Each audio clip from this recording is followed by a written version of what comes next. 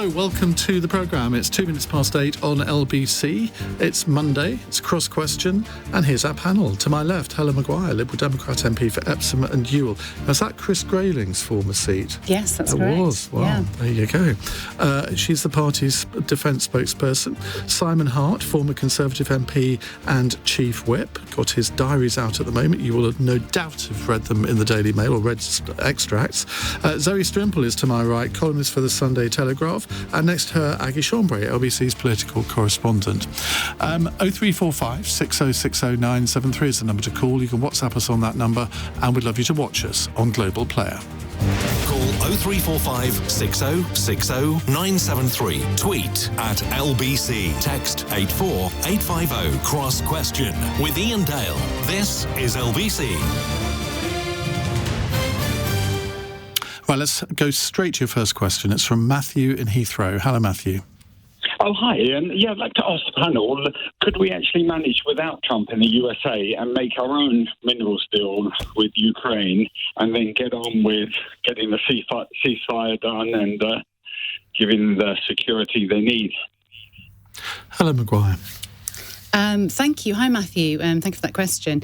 So I think the challenge that we have at the moment is that US has always been our kind of security backstop. And so if we look at Article 5 within NATO, if that's ever triggered, then we've obviously always relied on the US. And a lot of our military systems are currently heavily integrated with the US. So really, it's very difficult to see a position where we could be without support from the US. But obviously, there's no need to, have a deal with minerals involved. I'm not sure if that was something that Biden was looking at. We'd all obviously like to see a ceasefire in Ukraine as soon as possible.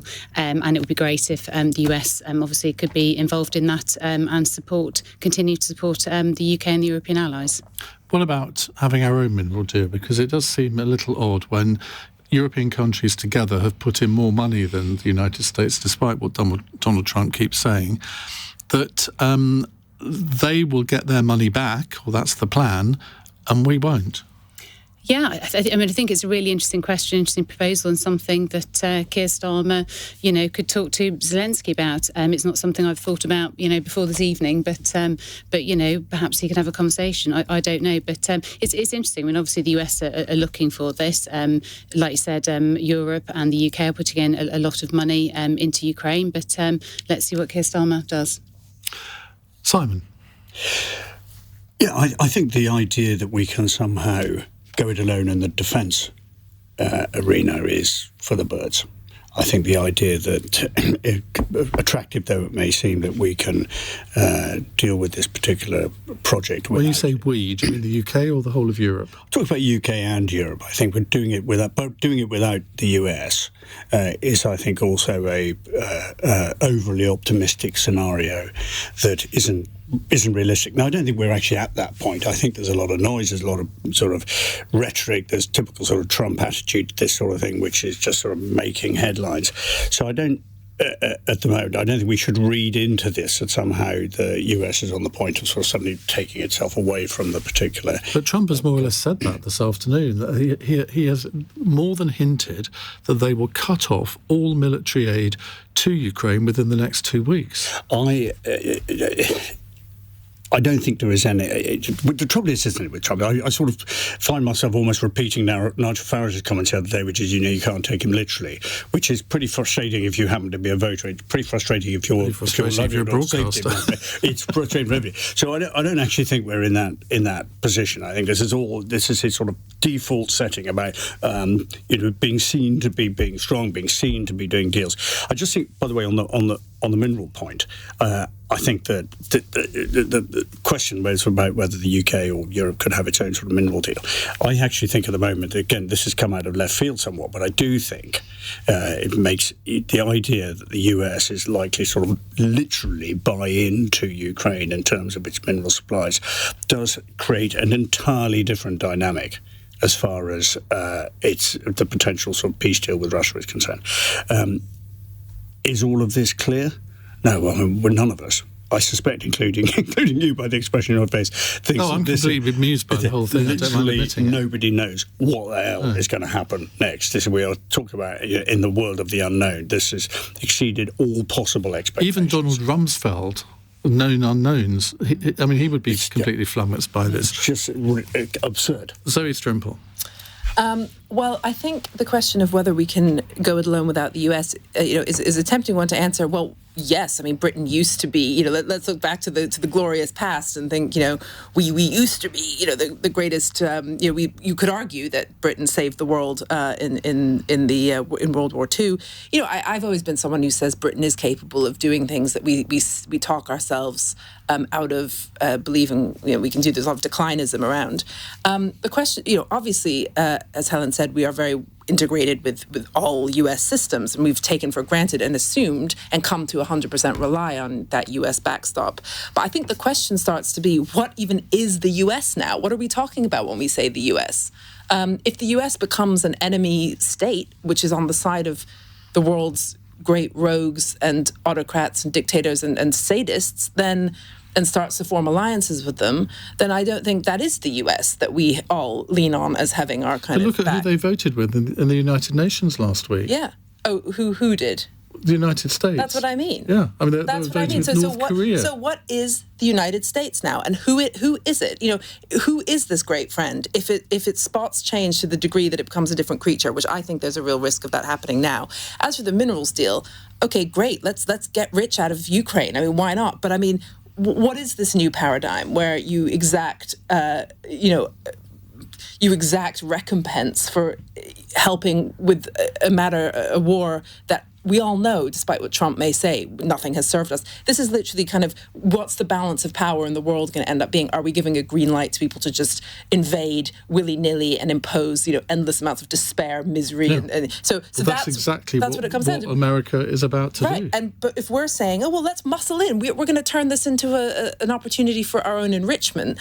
Britain needs enrichment, don't get me wrong, but we should be pushing back and sort of just saying, hang on, what has Trump just suddenly done to the whole point of aid, U.S. support for valid projects? And we know now that China is thinking about, using this moment to kind of go for Taiwan. And if we defend Taiwan, if the U.S. does, is that going to be another thing? Fine, hand over all of your, chips or whatever.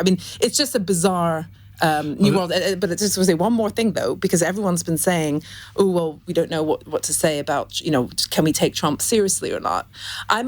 He may not halt the weapons, or the aid, even though he says he's going to. Part of it, I think you've got to believe people when they tell you who they are and what they're going to do. And I think there's too many instances where we say, but he's just Trump, you never know, and then end up completely shocked and bewildered and breathless. And the urge to believe that the terrible, terrible truth that appears to be emerging between those schoolyard bullies of Vance and Trump isn't true. Yeah. And I think it very well might be. I've fallen into that trap myself. Yeah. On and that's why I think this question is a good one, because this may be the situation we are forced to be in. Aggie. I think there's two different questions. I think, can we, and I mean Britain and Europe, do it without America? Probably the answer is no. Might we? The answer could well be yes, if you listen to what Donald Trump is saying. And I think, to Zoe's point, you're completely right.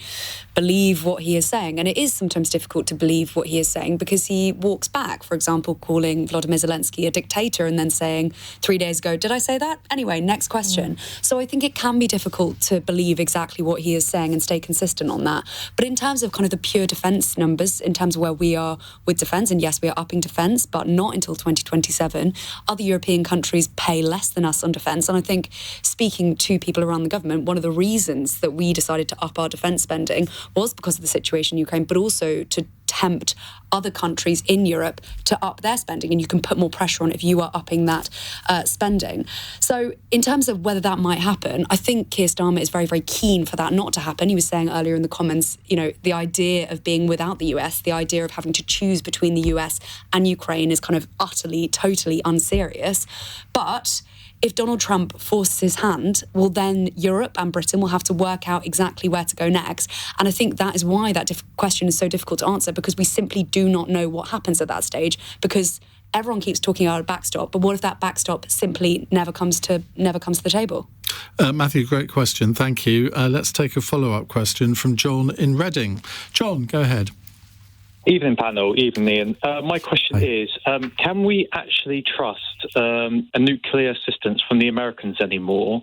And will we have to now rely on the French and have a French defence nuclear pact Could I also add in a second example? Say, for instance, I know this is a bit extreme, but if Russia launched a nuclear missile or a ballistic missile at any European or any country in the EU, can we actually rely on the Americans to fight back against that now? Simon Hart, the fact that John even has to ask that question is interesting, isn't it? Because he wouldn't have asked that question 5 years ago. He probably wouldn't have asked that question 5 days ago, if the truth were known. And I worry, in some ways, on these kind of things, you can sort of dismiss that kind of question as not really, what possible scenario could you see that unfolding? But the reality is now it is not as illegitimate a question as it once might have been. I still think, by the way, and maybe it's just an eternal optimist in me, I do think that the old world order would hold together in those extreme circumstances which the question raises. I don't think it is quite as clear as it was that is an absolute rock solid definite. But I don't feel when you read what other American politicians are saying, what other world leaders are saying, that particular balance, that particular arrangement is under threat in a way that we would be left. But NATO is based on all for one and one for all. If one is invaded or attacked, then the others come to its aid. Although I was listening to something the other day where someone was explaining, well, it's not quite as cut and dried as that if you actually read Article 5, which rather worried me. But you can easily imagine, so let's come to you on this. You can easily imagine that if Britain was attacked, whether it was a nuclear attack or some other form of attack, that America would come to our aid. And Donald Trump said that to Keir Starmer on Thursday. But if Estonia is attacked... Yeah, because Donald Trump and his gang are setting up this kind of completely, huge misunderstanding. That's what they're putting forward about what the point of that NATO ethos is, which is what does Estonia have to do with us? You can boil everything down to that. That's to do with foreign affairs. We've got nothing from defending Ukraine, as if the threat of a kind of unbridled Russia and its axis isn't a threat. No, but it's Ukraine. It's all the way over there, and that's what all those MAGA guys are saying. So yeah, absolutely. Britain, we like you guys. I'm going to see, the king in Balmoral. Estonia, why would America, put itself out for that backwater? So there's no way he will accept that. It's very bizarre that Estonia, Lithuania and Latvia weren't invited to that summit yesterday, given that they're on the front line. Oh, he's, yeah. Do you say Starmer hasn't heard of them? I see Starmer. Starmer has heard of them. Yeah, I was thinking of Trump. Because I think he had to ring them up and assure them that he wasn't ignoring them. But I did think that was odd. He should pay a lot more. Those guys are really important in Poland. I mean, like Simon, I have to believe yes, but it is more difficult. I mean, Trump did tell Starmer when he was over and that kind of, seemingly at the time, very successful States visit back on Thursday, which seems like a million years ago. He did tell him that he does believe in Article 5, which seemed like a great success at the time. But then you also have situations like he even knew what Article 5 was. Well, apparently he did say that he does believe in it. But then you have situations like on Friday. He didn't know what AUKUS was, did he? He had to have that explained to him. Yeah, I think that's right. But then you have situations on Friday where you have Volodymyr Zelensky and Donald Trump in the White House together, and at that point, Donald Trump just will not say that he's on Ukraine's side. Basically, said I'm in the middle between Russia and Ukraine. So if it is, if he won't say that he's not on Russia's side, and something like that happens, well, then you're in a bit of a difficult position, aren't you? Helen. Yeah, well, like everyone else, I think we'd like to believe that obviously we can trust America for nuclear assistance. I think the biggest challenge that we've got, as I mentioned before, is that all of our systems are intertwined with the American. So our nuclear system is intertwined with the American. So we rely upon them. And anything to do with nuclear takes, years, if not decades, to either take apart or put together. So it's not something that you can sort of change very quickly. It's not like training some soldiers, to go out to the front line, which you might be able to do in some weeks or months. This is a long-term decision, that the country's going to have to make. So it's complicated. So why did Ed Davey at PMQ say what he did? Because he was really pouring a lot of cold water on the Anglo-American alliance. And Keir Starmer reacted quite trenchantly to it, called him not serious. Yeah, I think what we're saying at the moment is that we're not sure how much we can trust Trump. I mean, we've seen how 1 minute he says one thing, he calls President Zelensky a dictator, and then another minute he retracts that statement. So we're just saying, are they becoming an unreliable partner? We don't know, and that's why we're saying that what we need to do right now is look to our European allies and strengthen our forces with them. And the part of the question was also, should we move towards a nuclear pact with the French? Now, this is totally out of my area of knowledge, but we do have quite a lot of defence pacts with France. I think Boris Johnson's, or Rishi Sunak, came to some sort of agreement. One thing I was going to add is I just don't think we should underestimate the level of sort of intertwined intelligence gathering and actual intelligence that already exists and has not been affected by any of this. We're all sort of talking about what happens if a missile starts heading our way. The idea that we're not already, to some extent, under attack from Russia and have been for some time, whether that's cyber or some other electronic means, again, I think is naive. And the combined might of the US intelligence services alongside some of the other intelligence services talk here, I'm sure, but I don't know, I'm sure remains undiminished as a result of what we're experiencing at the moment. I wonder whether that's going to continue to be the case, though, when you have the American Defense Secretary ordering whichever department it is within the American government to stop monitoring Russian cyber attacks. I mean, you think, well, what does that tell us about what the American administration really thinks?